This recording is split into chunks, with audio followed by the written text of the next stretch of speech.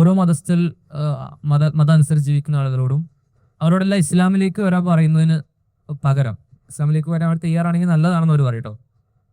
ഇനി അതിന് പകരം അവരോട് അവരിലേക്ക് അയക്കപ്പെട്ട പ്രവാചകനെ പിന്തുടരാനും അവർക്ക് ലഭിച്ച വേദത്തിനെ ആ അറക്കപ്പെട്ട രൂപത്തിൽ തെറ്റിതിരുത്തി അല്ലെങ്കിൽ മാനസികമായ ഇടപെടലുകൾ അതൊന്നുമില്ലാതെ ഇറക്കപ്പെട്ട രൂപത്തിൽ ആ വേദങ്ങൾ അവരിലേക്ക് എത്തിയ പ്രവാചകൻ അവരുടെ ആ മതം ഏകദൈവ ആരാധന അടക്കം വിഗ്രഹാരാധന ഇല്ലാതെ ഏകദൈവ ആരാധനയ്ക്കുള്ള ഒരു രൂപം, അത് ക്രൈസ്തവതയിലും ഹൈന്ദവതയിലൊക്കെ അതിന് ചെറിയ ചെറിയ സെക്റ്റുകളൊക്കെ കാണാൻ പറ്റും. അപ്പൊ അങ്ങനെ ഒരു രൂപത്തെ പിന്തുടരാനും അവരുടെ വേദത്തിന്റെ ശുദ്ധമായ രൂപത്തെയും അവരുടെ പ്രവാചകനെയും പിന്തുടരാനും പറഞ്ഞാൽ പോരെ? അങ്ങനെ പറയുന്നതിൽ എന്താണ് തെറ്റുന്നത്? നേരത്തെ ചോദിച്ച ചോദ്യവും ഇതിനോട് തന്നെ ബന്ധിപ്പിക്കാവുന്നതാണ്. അപ്പോൾ ശരിക്കും ഇതൊക്കെ പറയുമ്പോൾ ഈ മതങ്ങൾ തമ്മിലുള്ള അടിസ്ഥാനപരമായ വ്യത്യാസങ്ങൾ പറയുമ്പോഴൊക്കെ ഇവർ അടുത്തൊരു കാർഡായിട്ട് ഇറക്കുന്ന ഒരു സാധനമാണിത്. വേദങ്ങൾ എന്തായാലും ദൈവികമായിട്ടുള്ള കുറെ കാര്യങ്ങളുണ്ട്. നേരത്തെ ചോദ്യത്തിൽ അത് വന്നു.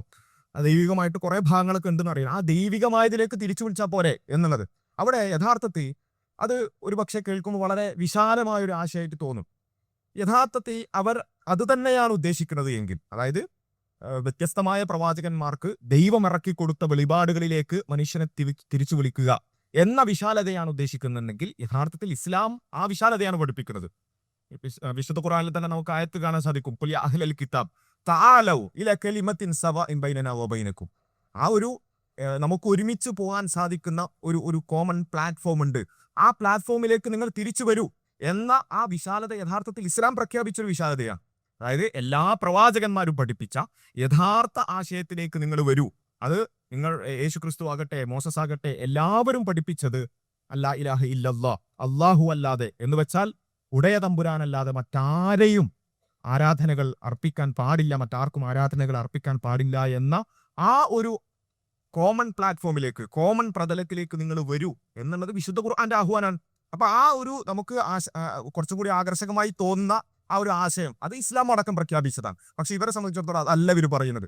നമ്മളെ സംബന്ധിച്ചിടത്തോളം ഇവിടെ സർവ്വവേദ സത്യവാദം പറയുന്ന ആളുകൾ അവര് വളരെ തമാശയാണ് സംഭവം. അവര് വേദമായി പറഞ്ഞത് ഇപ്പൊ ഇവിടെ നിലവിലുള്ള ബൈബിളും കാര്യങ്ങളൊക്കെയാണ്. ഈ ബൈബിൾ എന്താ എന്നുള്ളത് പരിശോധിക്കാൻ പോലും ഇവർക്ക് സമയം കിട്ടിയിട്ടുണ്ടോ എന്ന് എനിക്കറിയില്ല.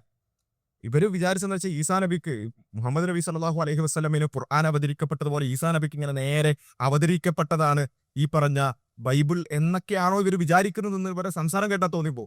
ബൈബിൾ ഒന്ന് തുറന്നു വെച്ചിട്ട് അതിന്റെ ഇൻഡെക്സ് ഒന്ന് വായിച്ചാൽ തീരുന്ന പ്രശ്നമേ ഉള്ളൂ.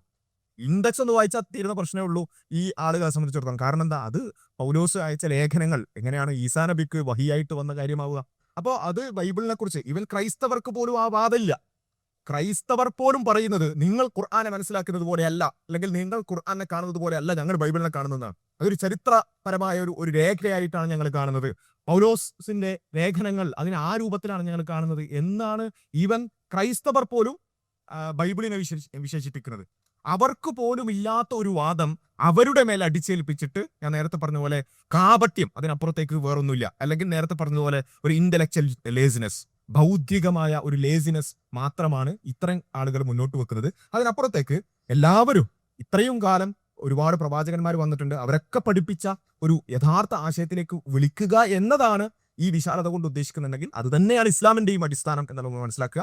പക്ഷെ അവിടെ ഒരു പ്രശ്നം എന്താ വെച്ചാൽ, പ്രായോഗികമായ പ്രശ്നം, മറ്റ് വേദങ്ങളിൽ ഏതൊക്കെയാണ് കറപ്റ്റഡായ ഭാഗങ്ങൾ, ഏതൊക്കെയാണ് ദൈവികമായ വെളിപാടുകൾ എന്ന് വേർതിരിക്കാൻ മനുഷ്യരെന്ന നിലക്ക് നമുക്ക് സാധ്യമല്ല. അവിടെ ഖുർആൻ പറയുന്നു മുഹൈമിനൻ, ഇതിനെ വേർതിരിക്കുന്നതായിക്കൊണ്ട്, അല്ലെങ്കിൽ അൽ ഫുർഖാൻ, സത്യാസത്യങ്ങളെ വേർതിരിക്കുന്നതായിക്കൊണ്ടാണ് വിശുദ്ധ ഖുർആൻ അവതരിക്കുന്നത്. അപ്പൊ നമ്മുടെ മുമ്പിലുള്ള ഏറ്റവും അവസാനത്തെ വഹീന്റെ അല്ലെങ്കിൽ ദിവ്യ വെളിപാടിന്റെ ഏറ്റവും അവസാനത്തെ എഡിഷൻ അതെന്ത് ചെയ്യാണ്, മുൻ വേദങ്ങളിൽ നിന്നും എന്തൊക്കെയാണോ കറപ്റ്റഡ് അതിനെ മാറ്റുകയും എന്താണോ ആ പ്രവാചകന്മാരെല്ലാം പഠിപ്പിച്ചത് അതിലേക്ക് ഊന്നുകയും ചെയ്യുന്ന യഥാർത്ഥ വേദം ഉണ്ട്. അത് തന്നെയാണ് യഥാർത്ഥത്തിൽ മുൻ വേദങ്ങളിലേക്ക് തിരിച്ചു വിളിക്കുക എന്ന് പറയുമ്പോൾ അതുകൊണ്ട് അർത്ഥമാക്കുന്നത് എന്നുള്ളതാണ്.